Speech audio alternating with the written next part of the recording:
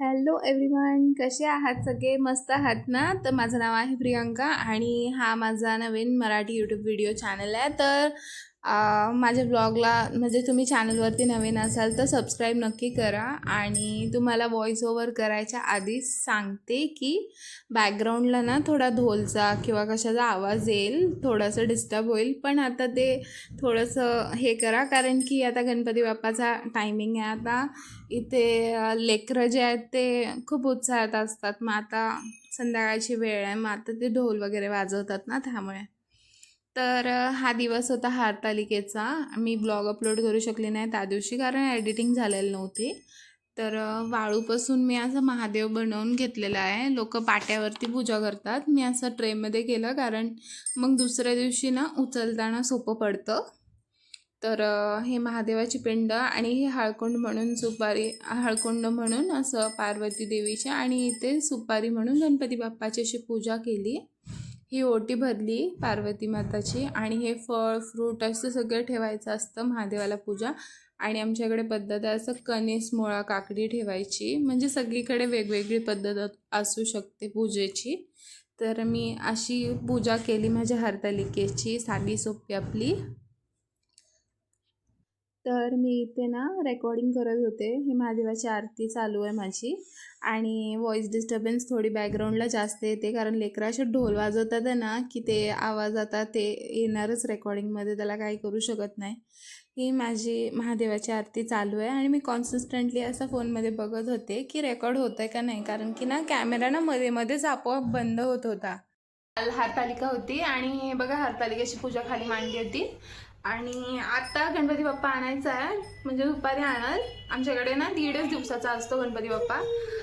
तर आता हरतालिकेची पूजा, आता आता आंघोळ झाली, घरातले थोडेफार काम आवरले, खूप सारा पसारा पडलाय. तब्येत माझी बरोबर नाही आहे, तर ह्या वेळेस एवढा जास्त असं स्वयंपाक मी नाही करणार आहे, कारण की मला आहे ना माझं पिल्लू खूप सतवतोय. त्याला बघत स्वयंपाक करणं आणि थोडंफार डेकोरेशन करणं, थोडंफारच डेकोरेशन करेन, खूप जास्त माझ्याच्यानं होऊ शकणार नाही. तर भिंतीला जे असं grey colour, grey white colour असं, म्हणजे भिंतीलाही असं चांगलं वाटत नाही आहे ना, त्याच्यामुळे मी इथं देवघरामध्येच गणपती बसवते. पण भिंतीला ना थोडा पेपर लावते, म्हणजे बऱ्यापैकी बरं दिसेल, नाहीतर मग ते इतकं काही छान वाटत नाही आहे. तर आधी पूजा करून घेते, मग स्वयंपाक करता करता डेकोरेशन करते, थोडं थोडं जसं माझ्याने होईल. दरवर्षी आम्ही भरपूर डेकोरेशन करता 2-4 दिवस आधीपासून. पण ह्या वेळेला काय झालं ना, तब्येत माझी बरोबर नाही, त्यात पिल्लू मोठा झालाय. जसं जसं मोठा होता ना, तसं तसं जास्त आगाऊपणा करायला लागला, आणि तो मला काम करू देत नाहीये, आणि त्याला सांभाळायला कुणी नाहीये. त्याच्यामुळे जसं त्याला बघत बघत जसं होईल ना माझ्याशाने, मग मी तसंच करणार आहे. तर त्यामुळे मी जास्त आज कामाचा लोड नाही घेत. माझी तब्येत बरी नव्हती काल रात्री, तब्येत पिल्लूला दाखव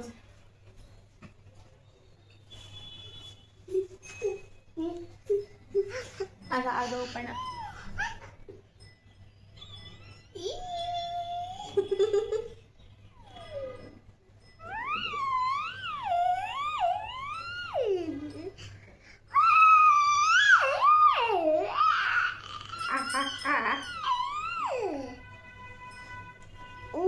पिल्लू काय माझं अजून बोलत नाही, 3.5 वर्षाचा झालाय. देव जाणे कधी बोलल. डॉक्टर बोलतात उशिरा बोलल.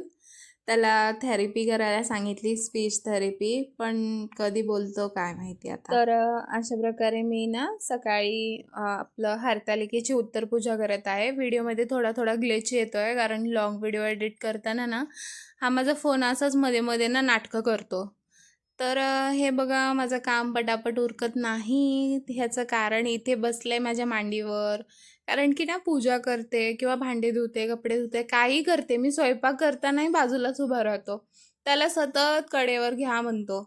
तर हे बघा ही उत्तरपूजा झाली. मी महादेवाची वाळू, हे आपण ना असं वाहत्या पाण्यात ते विसर्जन करतात, पण मी असं कुंडींमध्ये टाकते. म्हणजे मला आता कुठं करायचं, म्हणजे पाण्याच्या ठिकाणी कुठे जाऊन विसर्जन करायचा वेळ नाही भेटत, कारण की मी एकटी आहे, स्वयंपाकही करायचा आहे. त्यामुळे मी असं कुंडीमध्ये विसर्जन करते, म्हणजे पटपट आपलं काम सोपं.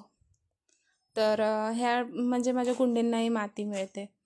तर हे आपलं हरतालिकेची पूजा उचलल्यानंतर आता हे आपली दररोजची देवपूजा चालू आहे. कानामध्ये हेडफोन घालून मी आपले भजन ऐकत राहते, मंत्र ऐकत राहते देवांचे, कारण की पिल्लू माझा टी व्ही बघतोय, मग त्याच्या टी व्हीवरती त्याचे गाणे चालू आहे, मग ते मला डिस्टर्ब होतात. म्हणून मी मोबाईलमध्ये लावून आपल्या हेडफोनवर ऐकत राहते काम करताना. स्वयंपाक करत होते. स्वयंपाक करता करता हे आपलं छोटं मोठं डेकोरेशन हे माझ्या मिस्टरांनीच केलं आहे. हे पेपर चिटकवला. हे आर्टिफिशियल फ्लावर आहेत आमच्याकडे, मग हे थोडेसे लावले. मग त्याच्यावरती मी आपली रास मांडली. मग आमचे हे बाप्पा आले घरी. लाईट गेलेली होती, सारखी लाईट म्हणजे येत जात होती, कारण बाहेर खूप आभाळ आलेलं होतं. कधी मुसळधार पाऊस चालू होण्याची शक्यता होती, त्यामुळे लाईट सारखी जात होती. आणि पलीकडचा जो मोठा गणपती बाप्पा आहे ना, तो आमचा जुना गणपती बाप्पा आहे गेल्या वर्षीचा. आणि हा छोटावाला आहे ना, तो नवीन या वर्षी घेतलेला. आणि ह्या वर्षी छोटा कारण की हा मोठा आहे ना, ह्याला माळ्यावर ठेवायला लागत होता वरती, जेणेकरून पिल्लूच्या हाताला येणार नाही. कारण ह्याची सोंड वगैरे बघा ना, अशी छोटीशी सोंड आहे. पिल्लू ते सोंडला धरून खेळत होता. मगच काहीतरी नको करायला, त्यामुळे मी वरती ठेवत होते. मग ह्या बाप्पाची अशी सोंड त्याला धरता येणार नाही, मग याला खालीच ठेवणार आहे. असं मला थोडं असं ना नॉनस्टॉप बोलताना असं दम लागल्यासारखं होतं थोडी. मला जास्त म्हणजे असं पटपट कंटिन्युअसली बोलता नाही आहे. तर हे बघा, मी ह्या प्रकारे असं हार वगैरे घातलं. हे पूजा चालू होती आणि मध्येच आता परत लाईट गेली आली आणि आता आमची ही आरती चालू.